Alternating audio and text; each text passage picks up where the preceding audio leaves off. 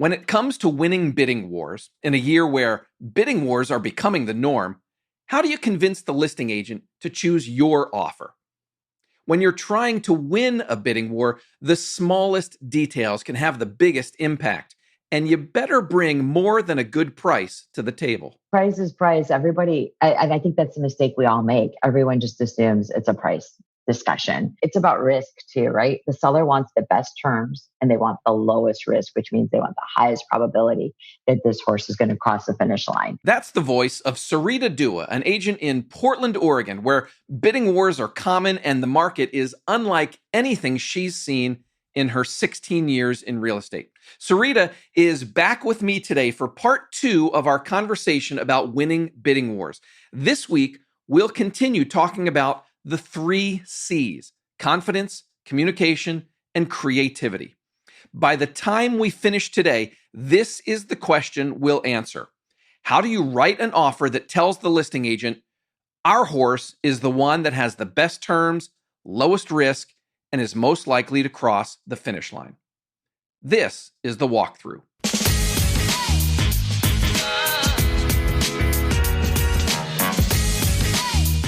Hello, everyone. I am Matt McGee, editor of HomeLight's Agent Resource Center. Welcome to The Walkthrough.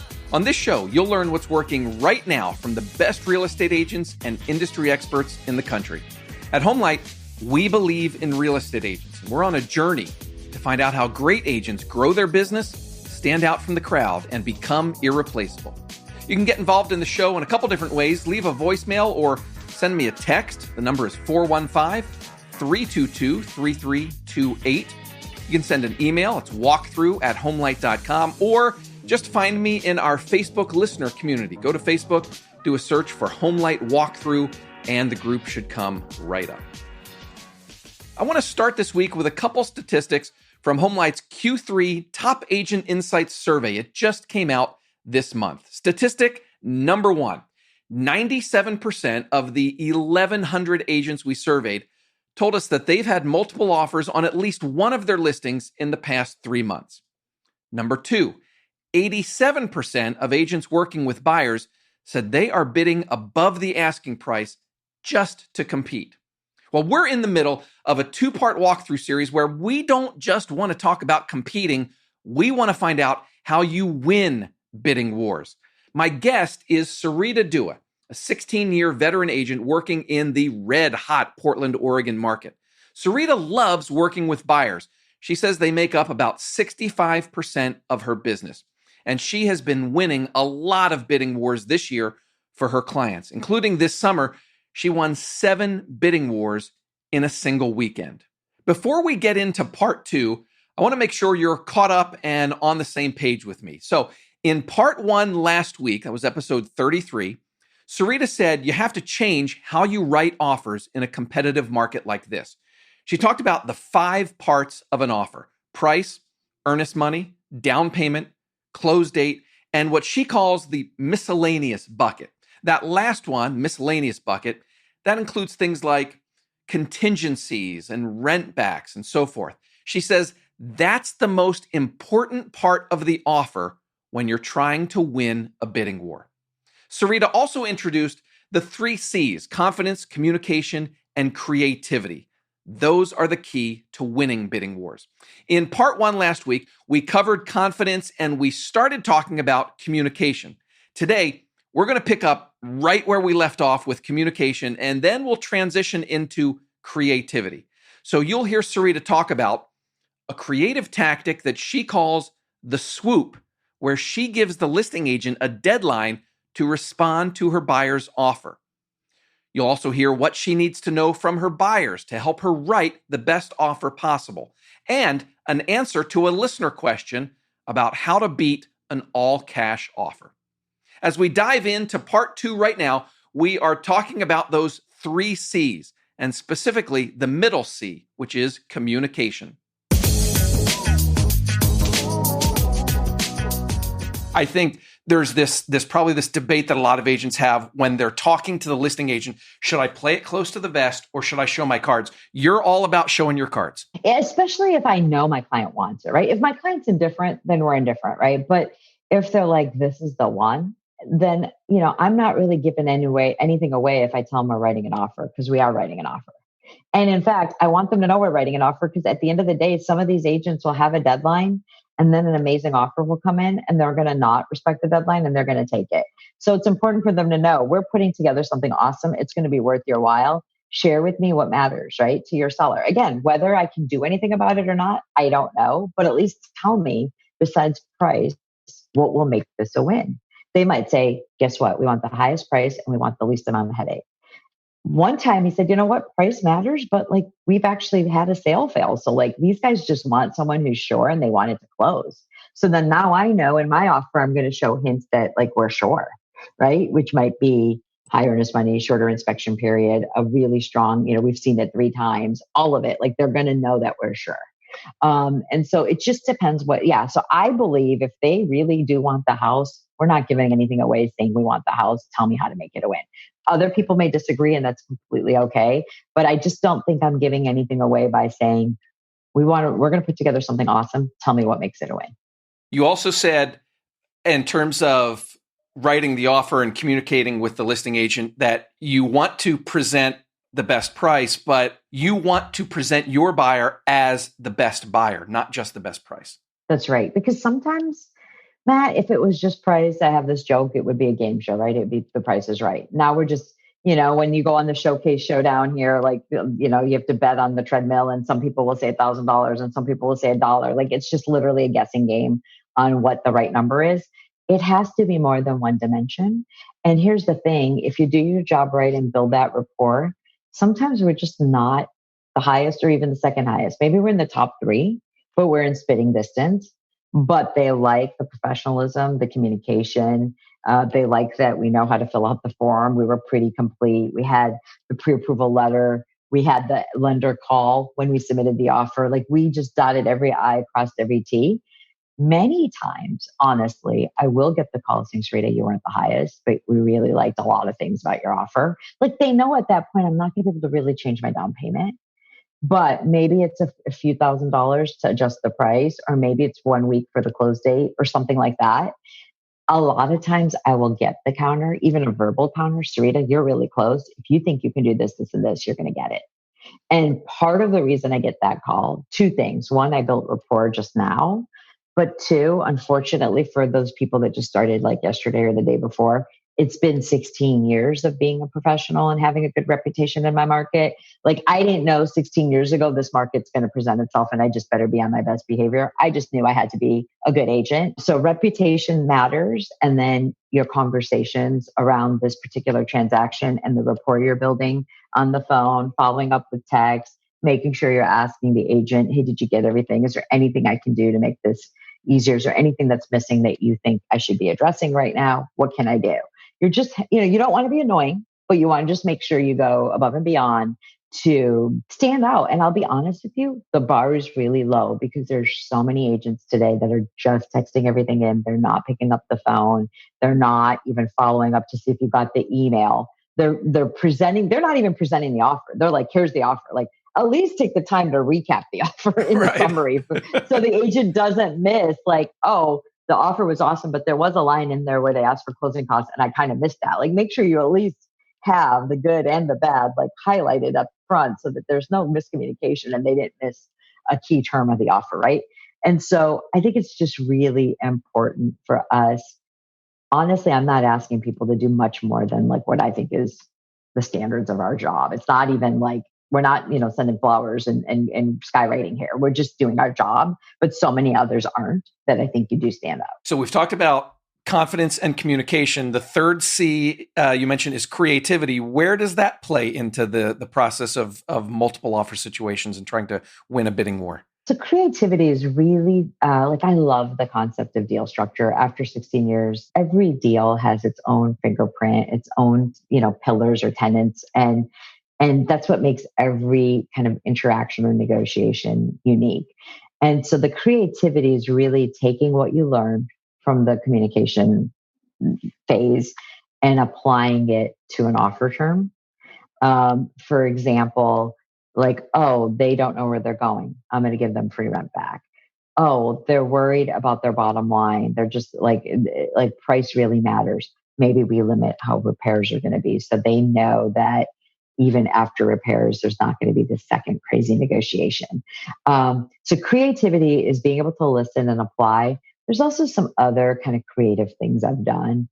One is I've basically disrespected an offer deadline at times and said, you know what? I know the offer deadline's Monday. Let's put together an amazing offer. Let's be creative and have it be strong in every way. And let's make sure we give them 24 hours to respond. And I'll say this, Matt. I'll say, Matt, I know you have a deadline for Monday, and I know it's Thursday, and I know you have 9 showings. But here, we have tightened every screw here to make it the best offer for you. High price, short inspection period, quick close. I can't do the 3-week close unless I can order the appraisal tomorrow and inspect on Monday. I've got the inspection on hold. I'm not asking for anything. I'm waiving the appraisal contingency. I'm not going to ask for repairs unless each item's over $2,000. Only if it's over $2,000, which means a major issue I'll ask. Minor issues, you're not going to hear from me. And I'll say this. I'll say, Matt, they like the house. We're not trying to be jerks here. They just are not going to make it till Monday. They love it that much. And so if you expect it technically expires in 24 hours. If you accept this offer, we're going to be thrilled and we're off to the races. If you don't, I'm not going to say we're not going to be there on Monday. Like, it's not like their love for the house is going to change over the weekend, but I can't guarantee we're going to have these same sweeteners. And why would someone do that? Like, Sarita, why would you do that? Like, you don't even know how many offers they're going to get. And like, why would you try to steal it up front? I call it the swoop. Why would you swoop in and take it? Well, because maybe my client can only pay 10 or 15 more and they're worried it's going to get completely out of hand. Right. And they've lost so many times and they know that this is the one. And the beauty at the beginning is showings don't equal offers. That seller doesn't really know if those 9 showings are going to equal multiple offers or not. So it is a bird in the hand, right? And my job there from a creativity standpoint is to make them wince, right? Wince just enough that they might consider it. Maybe they consider it and my buyer's a winner. Maybe they don't.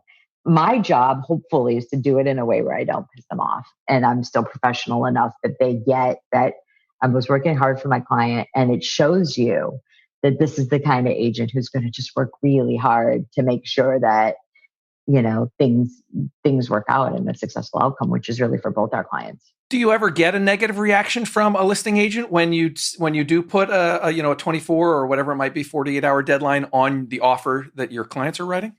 I've never had one, honestly. I don't do it all the time, but I've done it, I would say 12 times. And I've never had a negative reaction because it's how you position it, right? If you say, hey, you can't blame a girl for trying. They really love the house. If this does not work for you, I will send you over an extension and we may change some terms, but I'd love you to present it to your seller, right? Like, at the end of the day, it's not up to the agent. It's up to the seller. I think if an agent has an issue with it, of their sort of guidance not being followed, it's usually more agent ego then, because they should at least present it to the seller and let the seller decide, right? There's some sellers, honestly, at least at the beginning of COVID back in May, early June, to be done before we start and not have anyone through their house is probably not a bad thing, right? And so even though they did all this work to prepare the house and they want the eyeballs, they do want it over in an outcome that works for them. So I think if you're honest and professional and a little bit self-deprecating too, like, hey, my seller they're beside themselves. They love it. This is the one. They're so grateful. Like the 2 others that they liked in the last 6 months, they didn't get because this is the one. We just, we put together something for you to consider. If it works, we'd be thrilled. If not, we understand. Like, I don't know, if you go in with that kind of attitude, I don't see a bunch of people being really upset that we want to pay a really good amount of money for their seller's house. Hi, everyone. If you're enjoying the walkthrough, we'd appreciate it if you tell the real estate agents in your network about us.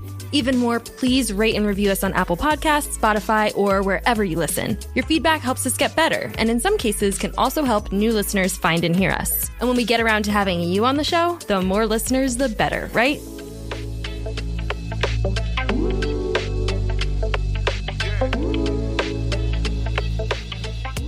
We've been talking about the 3 C's of winning bidding wars: confidence, communication, and creativity. You just heard Sarita describe what she calls the swoop, something she's done, she says, maybe a dozen times. Instead of going along with the seller's time frame for reviewing offers, she'll write a really great offer for her buyer and then give the sellers a short window of time to consider it. If the seller doesn't respond, she and her buyer may pull their offer, or they might not. Creative? I'd say so. Is it also contentious? Probably. I imagine some of you don't like the sound of that, especially if you're the listing agent, or maybe if you work in a smaller market where all the active agents know each other pretty well. That approach may not work for you. Ultimately, you have to weigh the risks of doing something like that. But I'll say this, it reminds me of what Aaron Novello talked about a few episodes ago. In our discussion about winning the listing appointment, he talked about the takeaway close, letting the homeowner know that he might choose to walk away and not be their agent. Sarita is basically doing a takeaway close of her own here. She's letting the listing agent know that her buyer's offer is only good for, say, 24 hours, and they may move on to other homes after that. Again, it may not be something you're willing to try in your market, and that's okay, but it is something that is helping Sarita in multiple offer situations.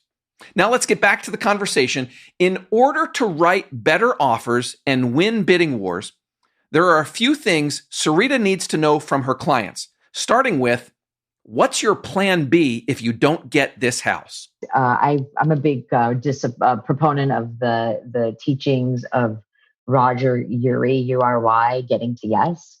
And we call it the BATNA. What is your plan B? It's very important for me to understand what the client's going to do if they don't get this house. Maybe it's, well, we didn't get the house on Miller, so we're going to go for the house on Patton. That's our plan B. Maybe it's, if we don't get this house, we're going to rent. Maybe if we don't get this house, that's okay. It just wasn't meant to be. We were indifferent anyways. Understanding what they're going to do if they don't get this house really helps me as we put together our offer strategy and as I coach them.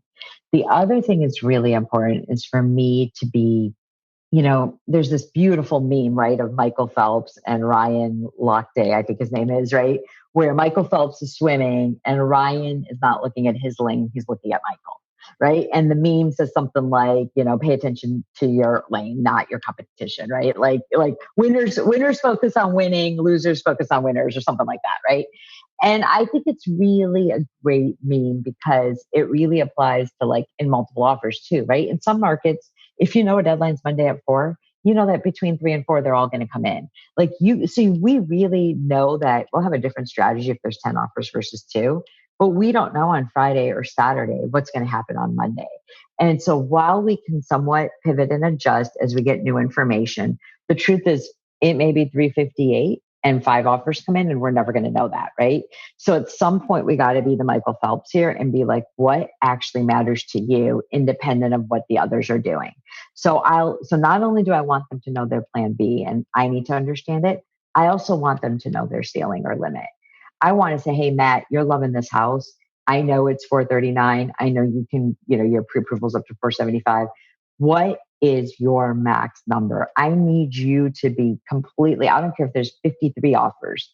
What is the number where if someone pays you $1 more, 100 more, 1,000 more, if someone else pays that seller more than you have hit your limit and you're going to give them your blessings because you wouldn't have gone there. Buying a house is an emotional process at any time of year, in any situation, right? How do you, especially when you're going back and forth and, counter offers and this and that and the other with the listing agent, how important is it for you to sort of control your emotions and your buyer's emotions through this process? And how do you do that? Yeah, it's a really good question, right? Because I kind of said, don't be afraid to show your cards and be a little passionate. But as agents, we have to be professional and we can't be emotional like the buyer is. They're the buyer. They're the ones on the deed, not us.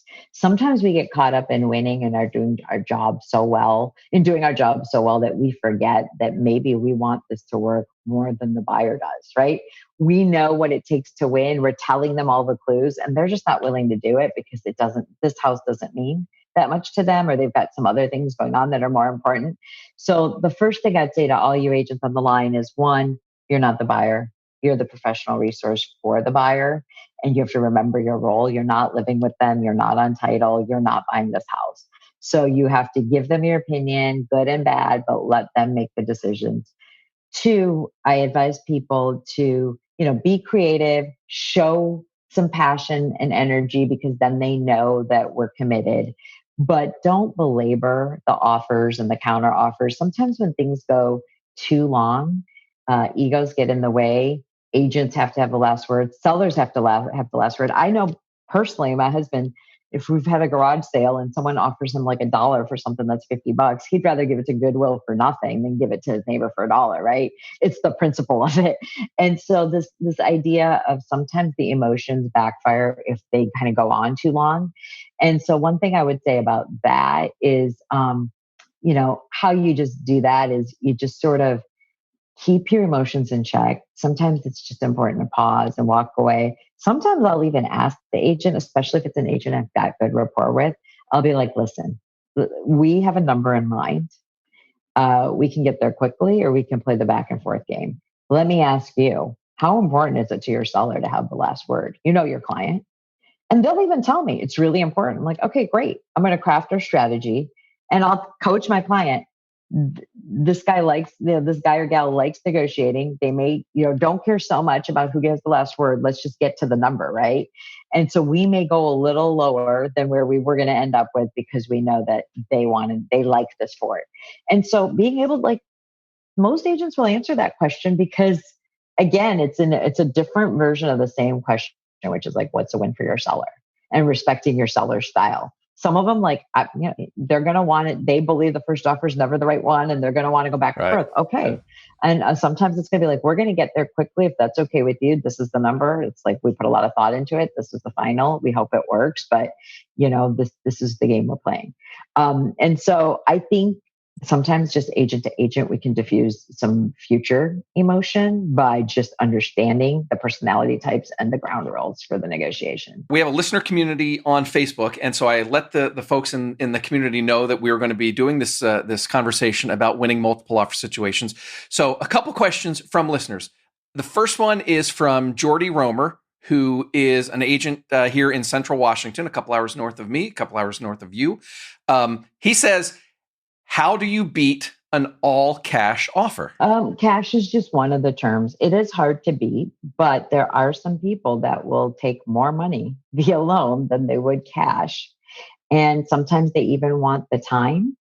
And the other thing I would say is with cash, sometimes all-cash offers are investors and they don't have a moving truck and they don't have a vested interest in making it close. And they can actually back away with just as much lack of emotion as they did going in. And so a buyer that's super engaged and wants the house and can paint a picture of how much they want their house, sometimes the seller feels a little bit more connected to that buyer than maybe an all-cash investor. So, obviously terms matter and cash is hard, but a lot of people these days expect a discount for cash. And the truth is, if you do a loan and you actually remove the appraisal contingency and you're really tight on everything and you have a very strong lender with a good reputation and you have a good agent with a good reputation, we have been known to beat cash because we've been, again, following all these tips of listening and crafting a creative deal and understanding what it takes to make it win. Yes, cash has the lowest risk, but it is still a risk if it doesn't close, right? Abby Walters is an agent in Strasburg, Virginia, and she was a previous guest here on the podcast. And she asked a couple different questions that I'm just going to sort of sum up. She's asking about the appraisal contingency and waiving the home inspection, and just generally asking, how do you feel about waiving those contingencies as part of the effort to win in a multiple offer situation? And this is where I just have to kind of remind everyone, it's not about how we feel as much as what our clients feel. And we just want to make sure we give them the options. And so like a lot of times I'll tell my clients, unless they're contractors or professional inspectors, it's not wise to waive the inspection contingency altogether. In fact, I'm going to make them sign a waiver if they do that. But so we will always have our right to terminate if there's something major in the inspection that we didn't see in the 20 minutes we were there for our showing.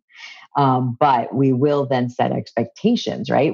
That's what a waiver is setting expectations that says, hey, after the inspection, if we do choose to move forward, we will do so without asking for repairs or without asking for minor repairs or without asking for repairs over a set amount.